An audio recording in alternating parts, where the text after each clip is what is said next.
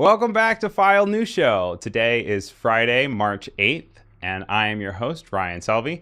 This is the best place for you to catch up on the best news of the week for creator news, art news, and tech news. I'm your guy. Today on the show, we're talking about banning TikTok again for some reason. Nikon has acquired Red cinematic cameras.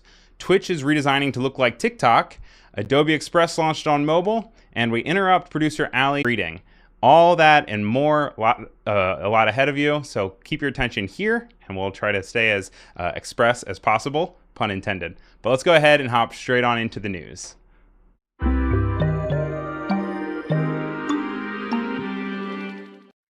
It's been a busy week already. Let's start off with some news that just dropped yesterday.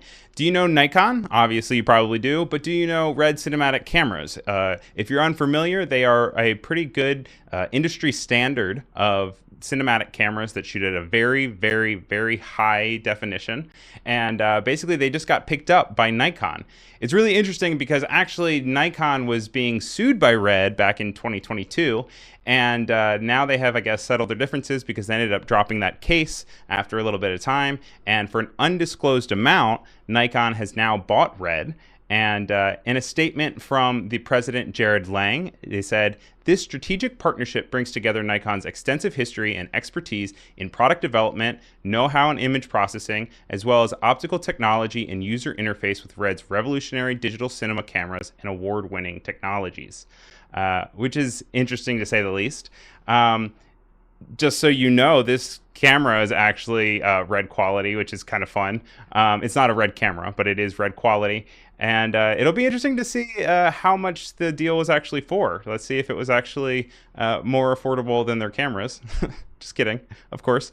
But only time will tell. We'll see when the deals come out. It's interesting to see them work together. It'll be interesting to see if people get really back into Nikon, because Nikon has been struggling in the DSLR movement. And it'll be interesting to see how this kind of shifts the whole camera atmosphere. If you're in the chat and you are a photographer or you're a cinematographer, I would love to hear your thoughts. I would love to hear if you knew this news, if this is something that you're excited about or upset about. We are live on both Behance and on YouTube. So hello to everybody that's in the chat. This will also be available as a podcast for the replay in the event that you want to check that out. We see that in the chat, actually, Joshua Merrill is saying, "I have an old Nikon D200, which is interesting to see. And Keys is saying that the lawsuit was over raw lossless compression that Red had a patent over. So I'm guessing if you can't beat them, you might as well just buy them. And in this case, it really worked out for them because this is a partnership that I guess will now move forward. Also, thank you to Cody Bear for being in the chat and being our moderator. But I don't want to bog you guys down too much with some housekeeping. So let's hop into our next story. Now you can slide into the DMs in style. Instagram launched new DM features this week. You can edit messages up to 15 minutes after you send them. So when you go and you send something and oops, didn't mean to send that. Now you don't only go and unsend it, because then in the past you would go in and be like, this sender has unsent a message to you, which could be probably even more interesting and more confusing and embarrassing. Now, if under 15 minutes, you can go in and you can edit. You can see that in this screenshot that they provided on their press release, it looks like they misspelled pic. So you would maybe want to go in and change that to PIC rather than PICK. But that wasn't the only thing that they introduced. They also introduced pinning chats to the top of your inbox. You can now toggle read receipts between DMs. So maybe, you know, your boyfriend can see your read receipts, but not your mom. Sorry, mom. You can also favorite stickers, because now stickers, GIFs, videos, photos, and voice messages are available as replies. And there's more themes that you can add to your messages. Like now you can add different like petals of flowers that are going to be behind the messages as you talk. Previously they had some promotional material, but it looks like they're rolling out some more options so you can spice up your messages, and that changes from DM to DM. So you can go and maybe just identify as maybe like your dodgeball friends have a grassy background, and you know your neighbor has just a blue background. This comes at a time when all the apps are continuing to blend but stay separate. And this is an interesting tidbit. It's actually said that Meta has been backtracking and distancing interoperability of all their apps to avoid a monopoly lawsuit, because there's a lot of lawsuits happening, especially in the EU, EU, that are kind of targeting the idea of monopoly and the idea of overarching and overreaching technology companies. And so there used to be kind of this move between interoperability, which is meaning that the apps would be able to work together. And since Meta has an umbrella of so many apps, including Facebook, Instagram, and WhatsApp, they were kind of working towards this idea that you could message your Facebook friends on Instagram and vice versa. But they have since actually dialed that back a little bit. But all at the same time, even while they're doing that and they're still having them separated, Instagram is still continuing to position itself as a messaging app, which is really interesting because obviously we all know Instagram started as only a photo app, but now it is both a photo app, a video app that rivals Twitch, a video app that rivals TikTok. It also is a messenger app. They have Snapchat features. It's always kind of like turning out to what is Instagram going to be, where is it leading, and it's really interesting because it's new developments that make it more messenger-like, but it's also still stepping away from it. It also comes at a time when TikTok is experimenting with horizontal videos and with pictures. If you've been on TikTok lately, you can see that now there are pictures and carousels. They also are incentivizing creators to start posting horizontal videos that are more than a minute long, possibly to rival YouTube. So everything is just the same app now, including, and this was kind of my Freudian slip earlier, Twitch. So in a release earlier this week, Twitch CEO Dan Clancy announced on Wednesday the company is preparing to overhaul its app for the first time in 5 years. So get ready for Twitch Talk. That's not the name, but the idea is there. The plans to overhaul the app are to focus on a scrollable feed that takes after TikTok, which also takes after Instagram, which also takes after YouTube. I mean, you get the idea. It lets users scroll between short-form content to discover new streamers, which is really interesting because Twitch, for the longest time, was just like live, no matter what. You can go anywhere else for it. But they've kind of started to experiment with this idea of uploading videos to the content, to the platform. They are now obviously starting to experiment with short-term media. It is interesting because Twitch was this behemoth to be reckoned with back in 2020, 2021, when we were having all of the lockdowns and the focus on streaming. But now they've actually had a rocky last year or so. They've had some CEO changes, and they're actually now going to have this app redesign because discoverability has always been an issue on Twitch. So it'll be really interesting to see how they leverage themselves, because obviously when people think Twitch, they think video game live streams, and they tried to move away from video games for a little bit, realized that wasn't profitable for them, and they went back to video games. But it's interesting because now it's going to be kind of another TikTok. Do we really need another TikTok clone? Well, maybe, because actually we're talking about banning it again. We went through something similar last year that resulted in TikTok CEO Shu Chu to be called to the Capitol Hill to answer a bunch of questions in front of a bunch of legislators that clearly didn't really understand what was going on. I remember there was something about asking if it accessed your home Wi-Fi. Also the stories of back when Zuckerberg went to Capitol Hill years ago, and they were asking how Facebook made money, and he was like, well, we sell ads. I don't know what to tell you. Like, you brought me here. So there's this disconnect between the two.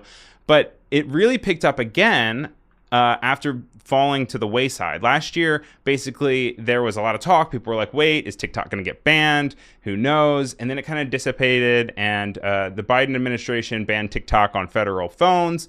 But aside from that, we didn't see much change.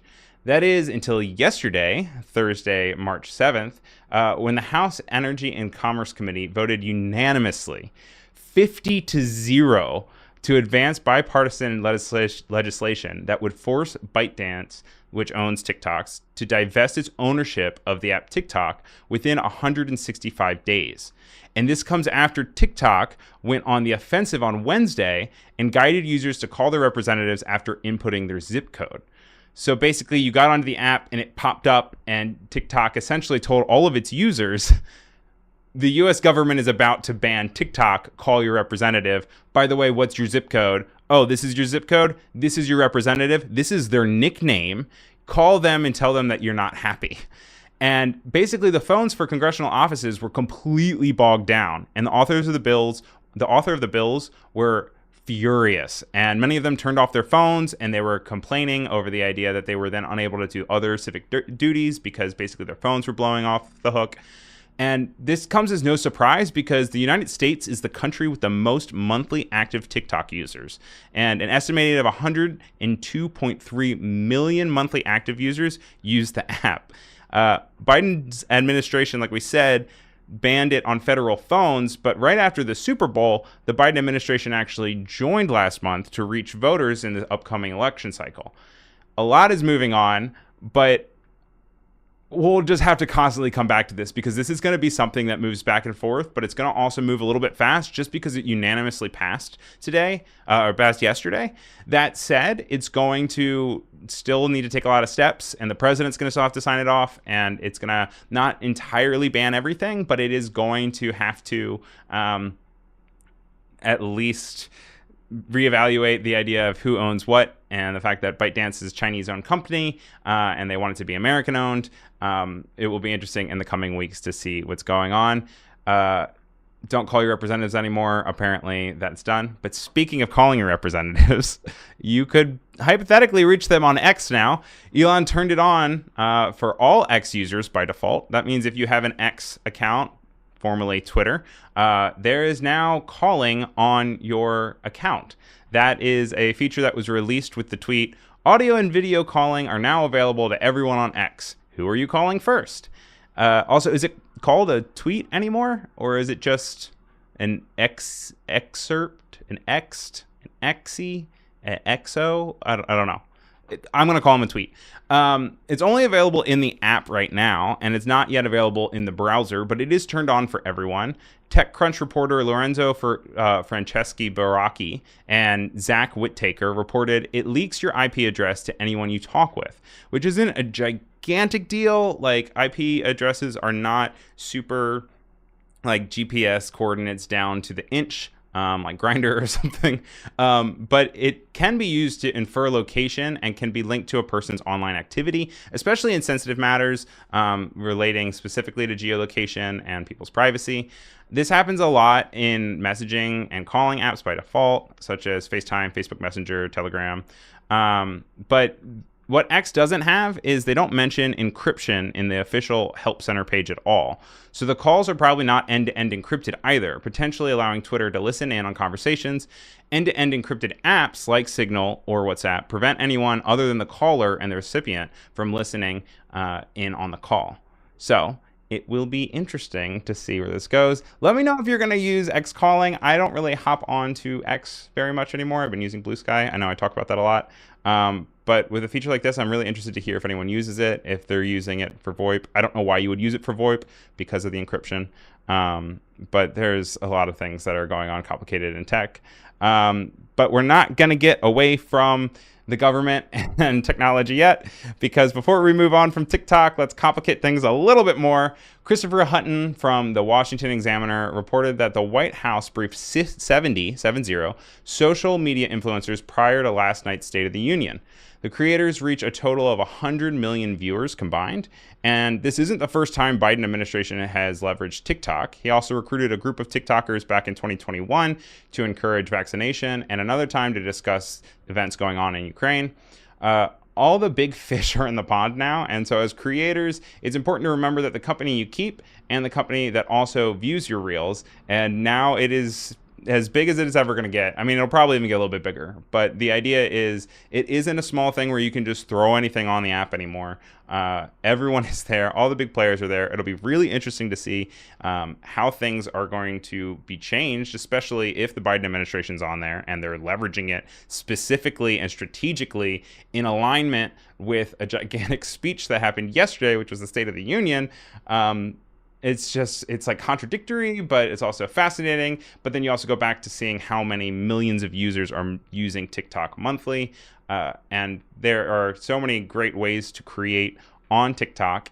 And one of the great ways to create on them as creators is Adobe Express. And then finally some happy news for today. Adobe Express launched on mobile yesterday, which means that all the power of Adobe Express is in your hand for iOS and Android.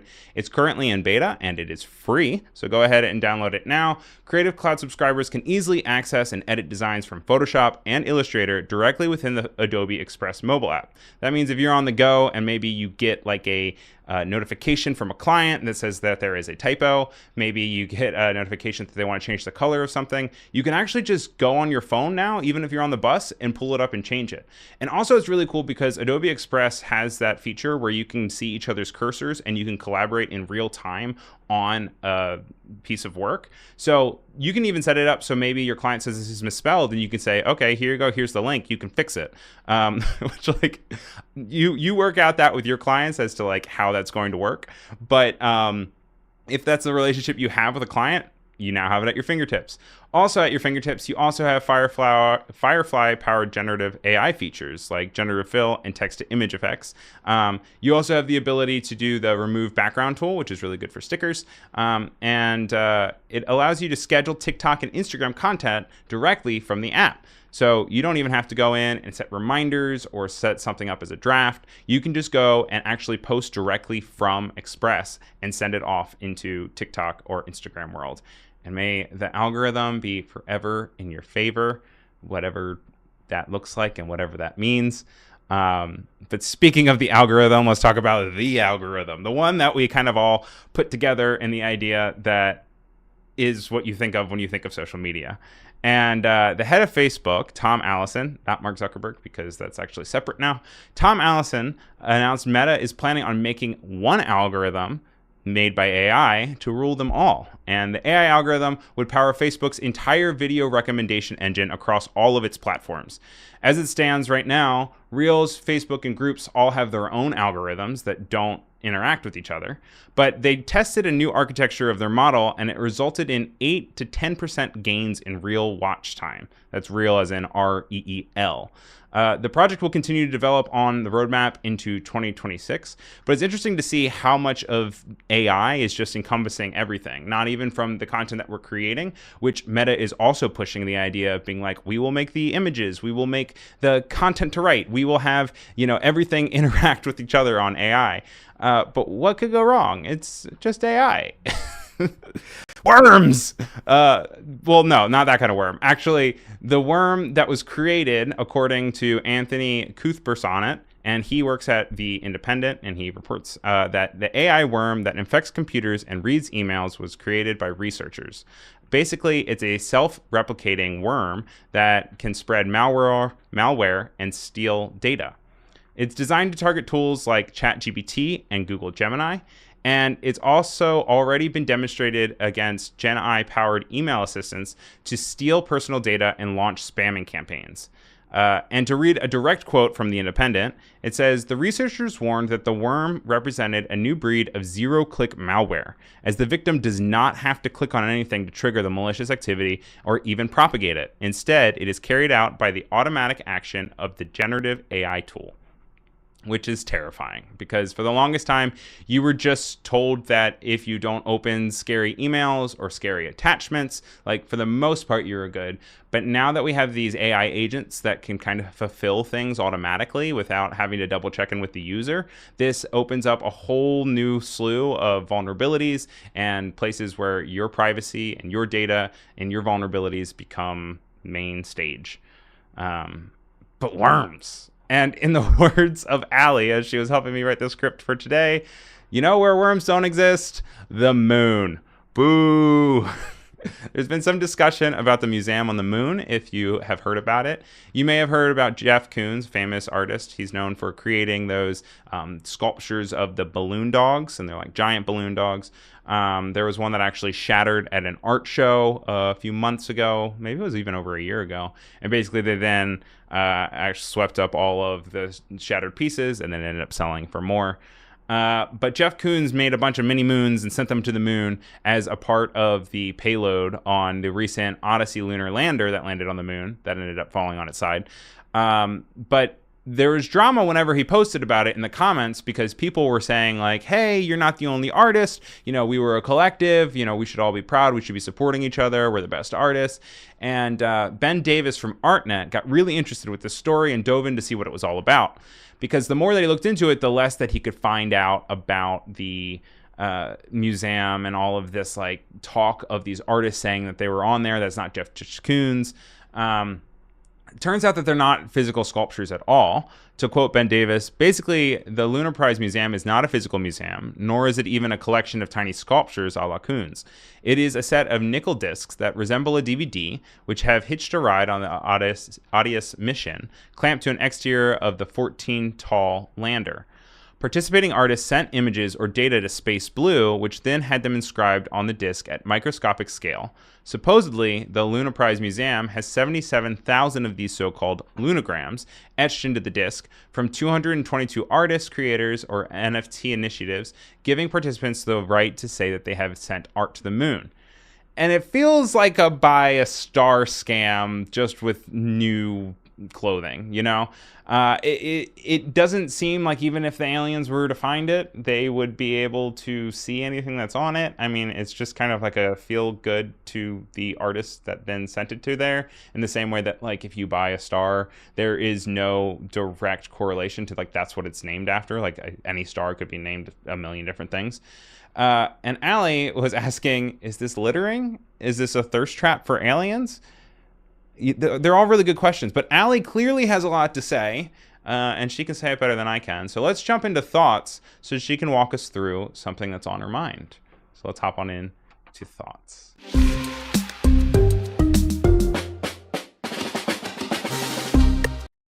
Producer Allie is here, and let's have her take it away.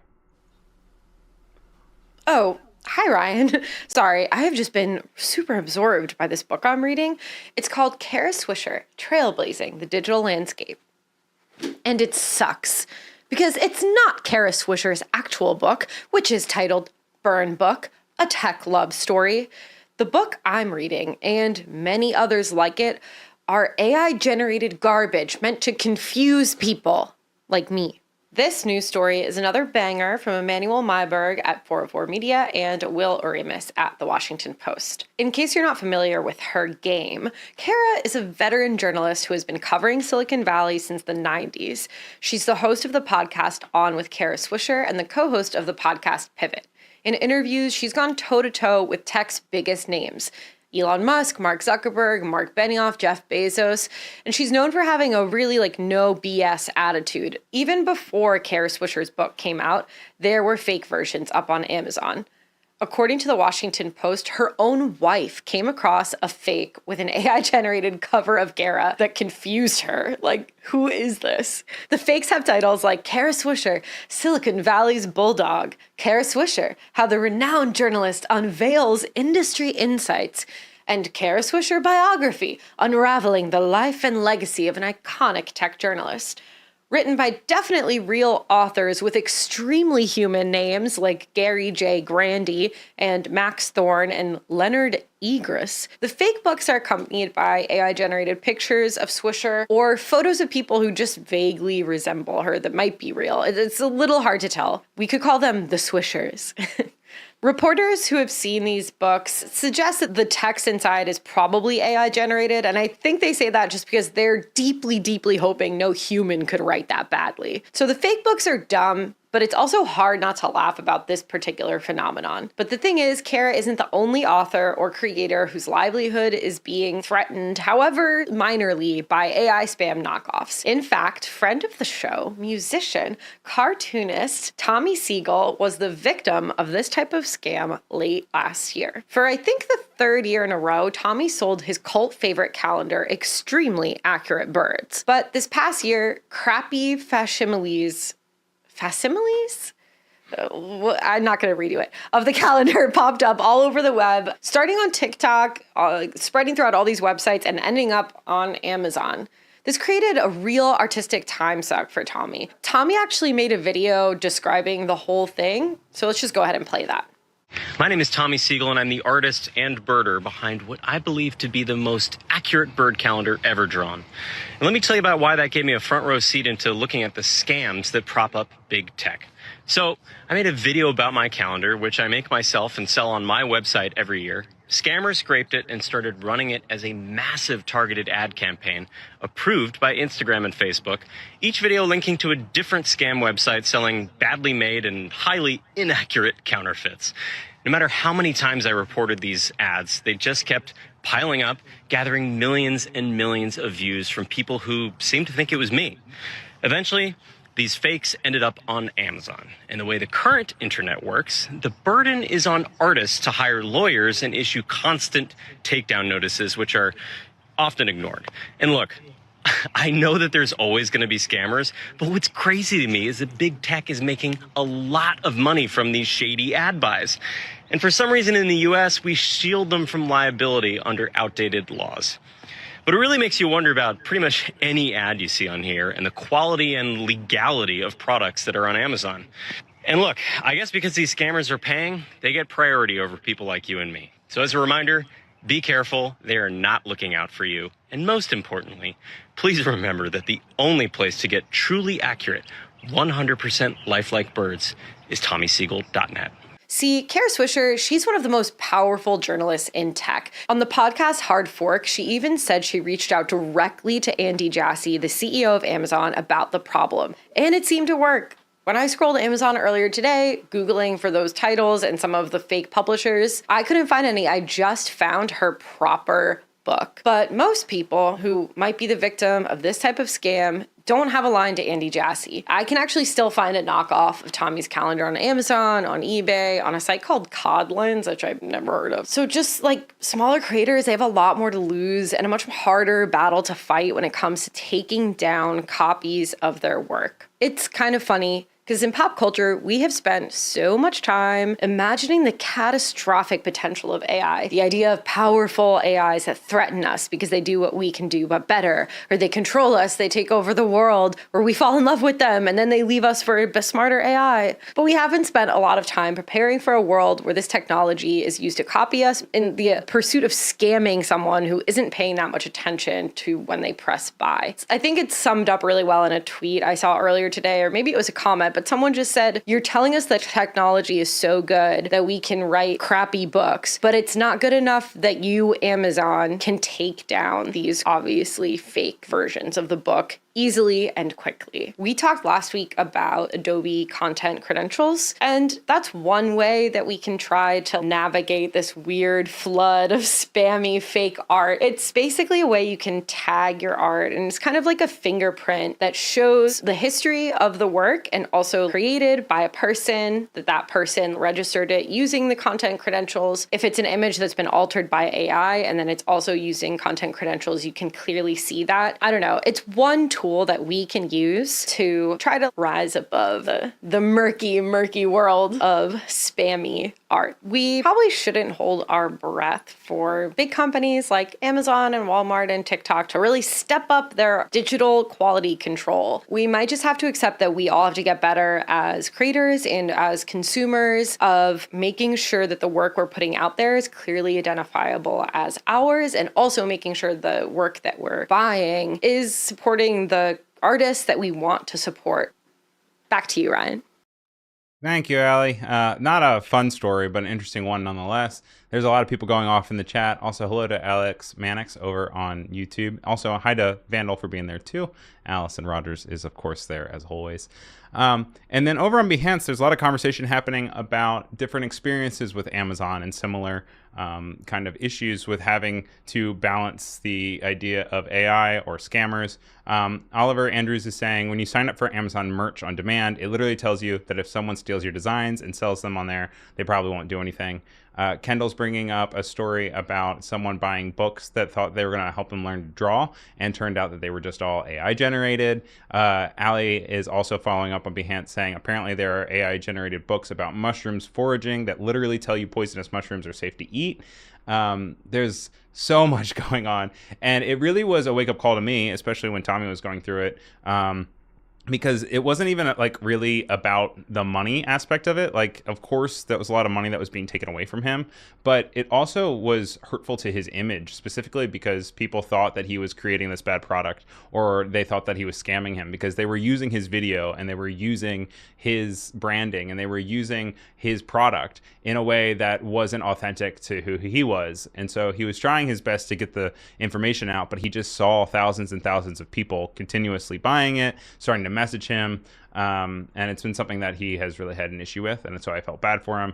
And it honestly was something that I was feeling rather hopeless about, because he had this situation where he was reaching out to lawyers, and he was reaching out to Amazon and Walmart and eBay and Barnes and Noble, and he was trying to find ways for them to take it down, but he wasn't having much luck until then. You know, it was right before the holidays, so people were already buying it, and so weeks were passing. But then with this recent one with Kara Swisher and the idea that she just straight up texted the CEO, and then media outlets were able to hop on top of it and report about it, makes me hopeful, and maybe it's too optimistic for me, but makes me hopeful that maybe the attention for the problem is maybe getting a little bit more attention towards a solution, and that there might be pressure for these companies to actually take action. But maybe that's just, optimistic thinking. It is very frustrating. And Alex says, I tried to hack the fake websites, but I failed. And thanks, Alex. That's called hacktivism. But that's our first section of thoughts. There was one other thing that I actually wanted to talk about, which is actually a lot happier. And this has to deal with, believe it or not, the Tokyo Metro. And this is something that I saw on Pantry Studio this week. And it taught me that the Tokyo Metro plays bird sounds near the exit. And it seems like an unnoticeable or just nice to have feature, like who doesn't love the sounds of birds singing, but it's actually for the visually impaired to navigate the system. It communicates the location of the exit in a soft and gentle spotlight. I also remember seeing months ago that MasterCard apparently had inclusive design back in 2021, where users were able to opt into different bevels on the edges of their cards to be able to feel whether it was a credit card or debit card or like their other credit card. And it made me really think about the idea of inclusive design and how it doesn't necessarily have to be loud and ugly to be effective. A lot of times there are these inclusive designs, but they aren't as pretty as their non-inclusive counterparts, or they're these like bulky add-ons to things. But it is nice to see, like, even when you're walking around the city, the bumps on the ground that kind of navigate the subway. That is one thing that the New York subway actually does have a lot of accessibility for that sense, is they have visually impaired bubbles everywhere. So if you were to have like a walking stick to be able to see in front of you, you can feel the change before you're either going to walk onto the tracks, or if you want to navigate to the stairs, they're like these long strips of lines so that you feel the different vibration when you're going over it. They also have them before you walk out into the street. But I wanted to kind of turn that to the audience and see if you guys have any examples of beautiful inclusive design that you know of that you would like to spotlight. I think it's something that we should all consider more. I know that when I played The Last of Us years ago and I went into their settings, I always go into the settings before I go into a game, just because a lot of times they can have cool stuff. But one thing that I specifically remembered about The Last of Us is they had so many inclusive accessibility options for playing the game. And it was important because, especially if you're someone who has disabilities, like a lot of times you're going to have a lot of experiences with digital relationships and digital interactions. So the idea that Last of Us, which is a very violent game, it's a great game, but it's violent. But the fact that it had accessibility for visual impairments, whether that would be color blindness, or like not being able to see the values and being able to spike up the values, or being able to have audio that would actually help you find the people so you could still enjoy the game, I thought was such a cool thing. And I would really love to see some more accessibility and inclusive design in all the things that we have, because as the thing that I was reading earlier when I was learning about the Tokyo train birds, it was saying that most people aren't going to notice it, but the people that do need to notice it are going to notice it and appreciate it.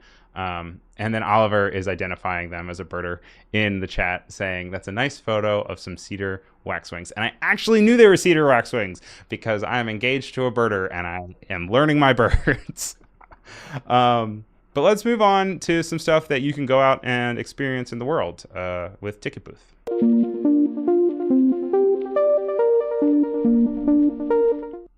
I would be shocked to hear if you did not know what South by Southwest is, but South by Southwest is this weekend and upcoming week. It goes from March 8th to the 16th, and it's when the Horde descends onto Austin, Texas for music, art, tech, and everything I love, and I'm still in Brooklyn, so I'm not going. Why am I not there? But there are loads of courses and presentations, and it's hard to sort through what to go see, what to give your time with. And Passion Fruit, the newsletter that I love to reference and get news from, actually selected some courses highlighting the best shows to see. Just as a few to call out, I will include this link in the bio of this both podcast and YouTube replay, where you can go through and you can actually read through. They actually have a good write-up for if this is your very first South by Southwest and things to expect and the ways to approach it. But three of the ones that they first listed were the creator economy, digital fame to mainstream success, and that's going to be on March 9th. They have insider insights from 8 years working at Instagram and YouTube, and that's on March 11th. And then they have another one on March 11th, which is called Thumb-Stopping Content, How to Stop the Skip. Which, like, someone had a great time coming up with that title. I'm really interested to see if their energy is then also reflected in the exact same thing. Next up, we also have some more things, but now it's a little bit closer to me, and this is going to be in New York. A week or two ago, we talked about Freeze LA, and now Freeze is going to be in New York. A bunch of celebrities attended the LA one. This one's going to be in Hudson Yards at the Shed. And if you are unfamiliar with the Shed is this really cool building that actually can adapt, and it can turn from like an outside event into an inside event, and it can also stretch. I have not yet seen any art there. There have been a few shows that I wanted to see, but it just kind of fell away from me. This is going to be here May 1st to 5th, and it is going to be 60 galleries from 25 countries and an extensive program of events and activations. You can buy your tickets on their site at freeze.com. If you're listening, that is F-R-E-I-Z-E, so not freeze like cold, but freeze is in F-R-E-I-Z-E.com. And when I checked a little bit earlier today, when I was getting more information for this, there was still plenty of tickets available, so I still think you have some time. But you might want to hop on that. And if you go, let me know, because I hope to go, but I'm not entirely sure.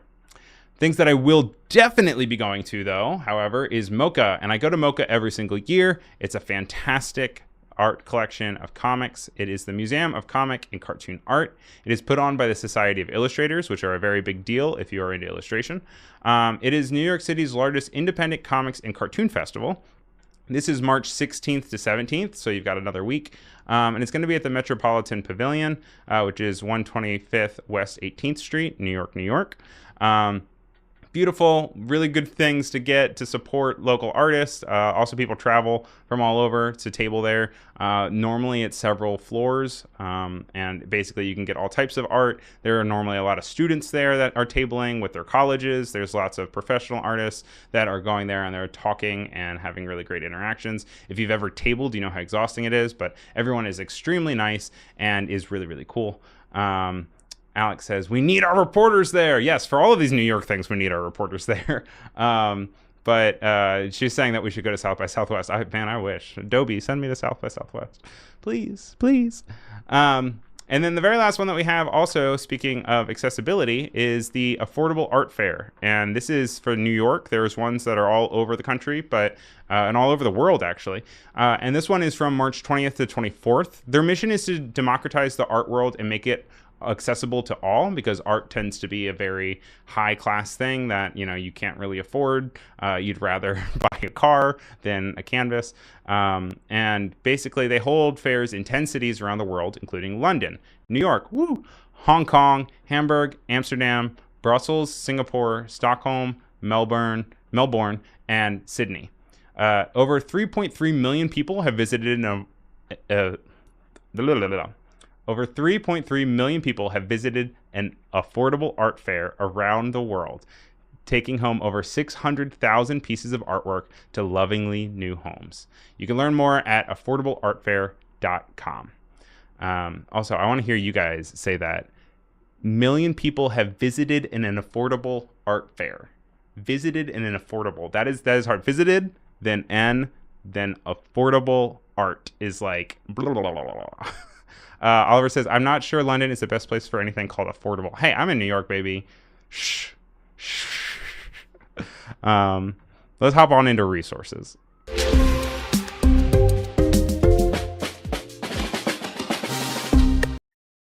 So this one is an exciting one that it's pretty short. It's only 15 seconds long. I had to rip the audio off of it so we don't get any strikes from YouTube for it. But I will try to kind of talk through what it is for listeners that are not viewing it. But let's check it out first.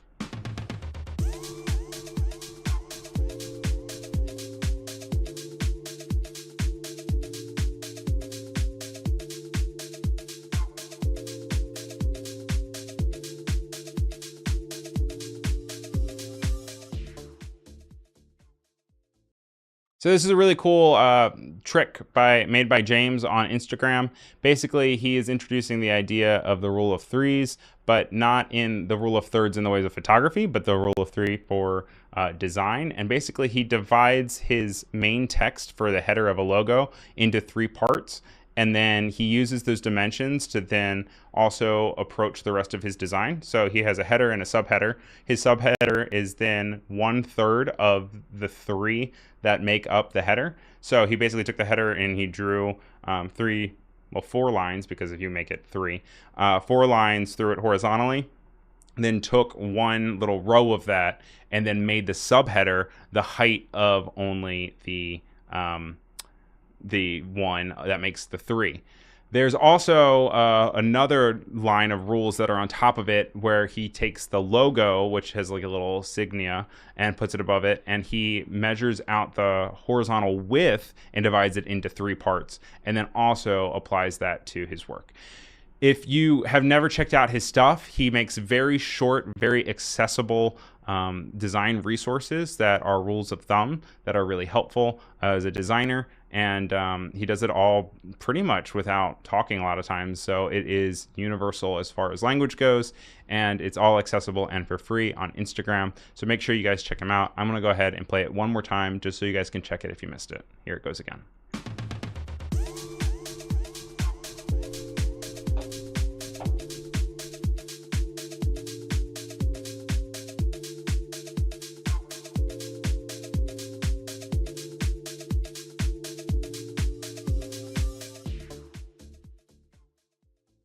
And thanks again for Made by James for letting me include that in the show. If you guys have any suggestions for people who should be on the show, please send it to me as a DM or send it as an email. We have a email, which is filenewshow@gmail.com. There's no the in it. It's just filenewshow@gmail.com. If you have any suggestions, questions, comments, I would love to hear from you. Or you could also just DM me on Instagram, and I'm just Ryan Selvy, RyanSelvy. Let's hop on into hyperlinks. Thanks, Ryan. Well, everyone, I'm still on the show. You're welcome, Allie. First thing we're going to look at today is called Browse Time Limit. And this is something that I found recently through Product Hunt. And basically, have you ever been working on a project or something and you keep getting distracted by a website and you want to give yourself some sort of time limit or situation that will kick you off in the event that you have spent too much time on it? Well, Browse Time Limit is a really great way to hold yourself accountable in a way that actually you'll have to follow through on, because it will cut you off from the site. It is a free Chrome extension. There is a paid tier to it as an accessibility thing, but for at least one URL, you can download this extension, and then when you go onto the site, you can just click it and say, this is how much time I actually want to spend on it. You can find it at browsetimelimit.com. I can go actually here, and if you guys want to, I'd be happy to share my screen. Let's just make sure that everything is set up properly. And you can see here it says limit time spent browsing on any website URL. and it has the Chrome extension. It has this product hunt. It talks about being unable to do things and gives you some demos. It lets you have a bunch of different features, so it's not just a straight up countdown for it. It has some stuff behind a paid situation, and it's actually not a subscription. It's a one-time payment of $9.99 if you want to have it, and that'll give you unlimited URL entries, all data access, all free features, yada yada yada. But they also have the free version as well. So once again, that is just browsetimelimit.com. And I would love to hear how you guys stay on topic and you stay focused when you are having a hard time, because Lord knows I need tools like this. Still hire me though. Don't hold that against me, please. Next up, we have Gradientor, which is more so a really fun tool than maybe like a tool that is inherently like useful. And this is just this really cool website that has just a user interface that allows you to develop a gradient of sorts that you can drag up and down. You can either implement or take out a middle color, but we'll go here and you guys know me, I love green, and maybe we'll do like a cyan and like a blue, and that's all pretty cool. You can move it up and down, but then you can actually add grain, which is nice. And then this is where it gets cool. This is where it's like a fun little tool. You can change the canvas size, of course, but when you go into this area and you click, you can start to make art. And it gives me like a very big kind of like kid pics kind of vibe. And it can run over and can mess around.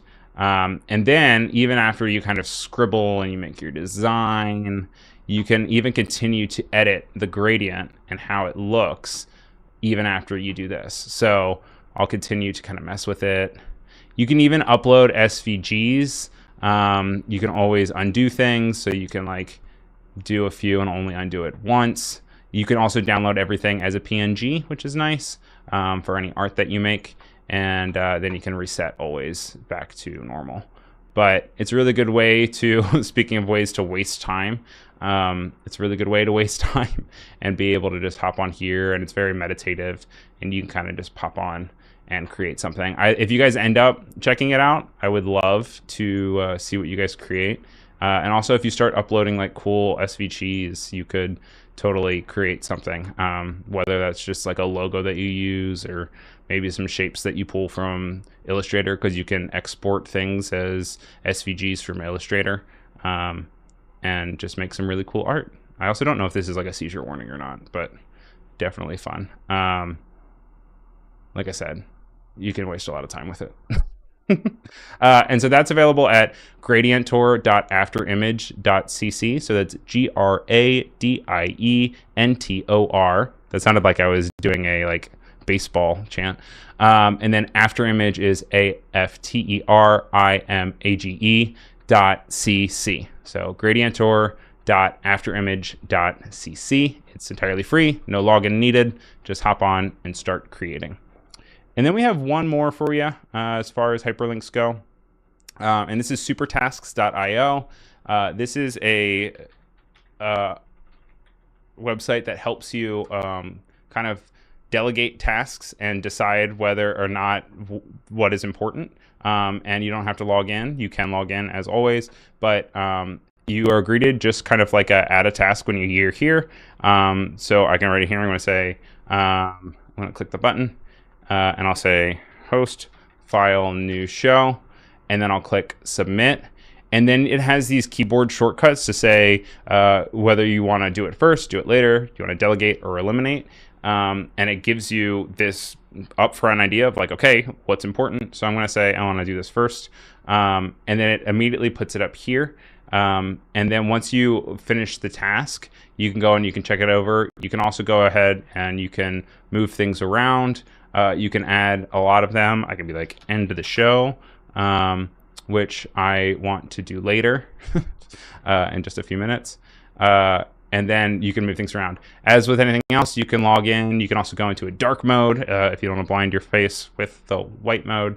And it's just supertasks.io, which is supertasks.io.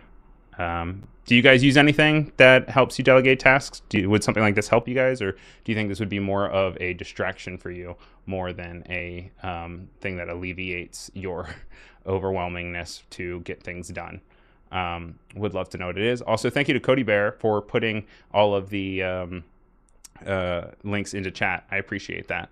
And go ahead and click on. I will also go ahead and put them in the bio for you in the event that you want to check it out and you are watching a replay or listening to a replay of this. We're going to hop into one more thing, which is our, let's do Rebrand. Rebrand should be fun, right?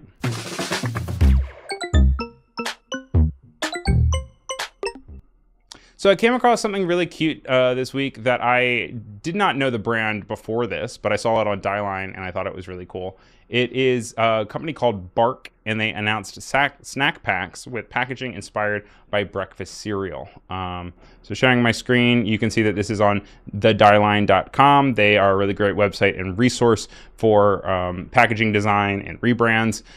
This story comes from Rudy Sanchez, and it was from last week. And you can see right here that the pet packaging is really adorable. The product photography for it is really, really pretty. But the whole thing is accessible to pets, and it looks like fun little things that you would maybe eat, like Saturday morning breakfast cereal.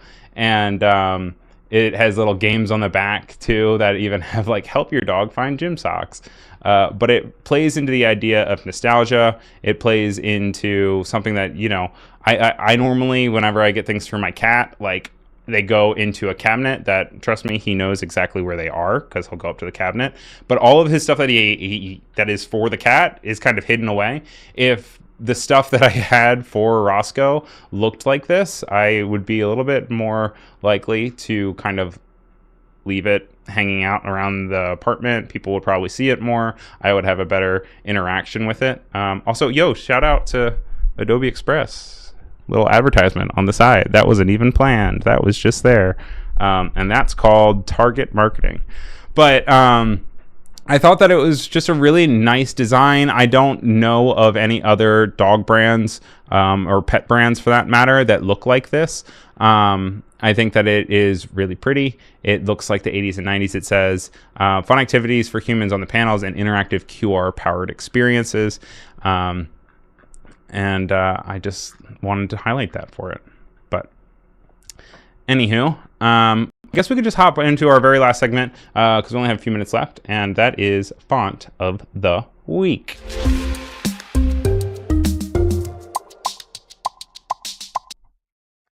So as always, all of the Font of the Weeks that we always choose are available on Typekit, which is available to you with a Creative Cloud subscription. So you can always go on and you can activate them at any time. This one in particular I chose was Dark Mode, and it is just Dark Mode on. It's really pretty. It's by Dalton Mag, and you can see that it looks really, really good on dark backgrounds. It comes in a bunch of different weights. It's got thin, extra light, light, regular, medium, bold, extra bold, and black.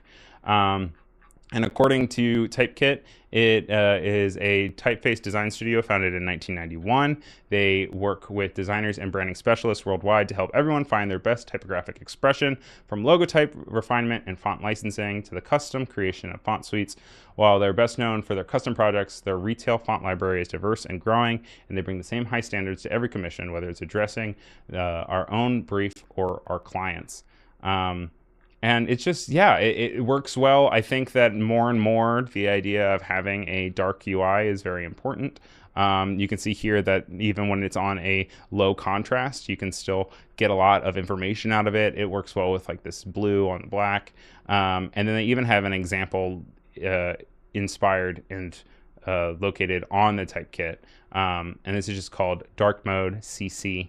And this is from Dalton Mag, and you can check it out, and it's right on Typekit. But that's everything we have for you for today. Thank you guys for being here.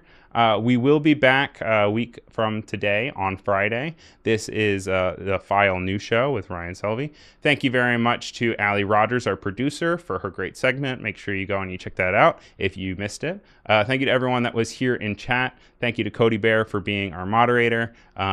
Thank you, Penny Doodles, Keys, Umacorn, Kendall, Bruce. It was really nice to see you all. Alessandra, Oliver. And then, of course, also over on YouTube. If you guys are on YouTube by any chance, do me a big favor. If you could hop onto YouTube and you could give it a thumbs up, that would be really helpful for the show. Send it to your friends. Follow us on podcast platforms like Spotify or iTunes. Just search for File New Show. And I work on normally either getting it up tonight or tomorrow, depending on how long it takes for me to edit, and then you're able to listen and catch up with the show. I have noticed a small increase of people actually listening to it, which means the world to me, and it's just been really fun and a pleasure getting to work on this show. I recently started a contracting job at Adobe last week, so I've been juggling the two, but this is something that I am very passionate about, and I'm looking forward to continuing to work on. And I can't do it without the support of you guys. So thank you for all your support. And if you have any comments or questions, please leave a comment on the YouTube or send me an email at filenewshow@gmail.com. Alex says, like, subscribe, and smash that like button. And you know what? She's being funny, but it really is the truth. All right, guys. Thanks for watching, and I'll see you next week. I'm Ryan Selvy, RyanSelvy on Instagram, and on Blue Sky, I am RyanSelvy.com. All right, bye, guys.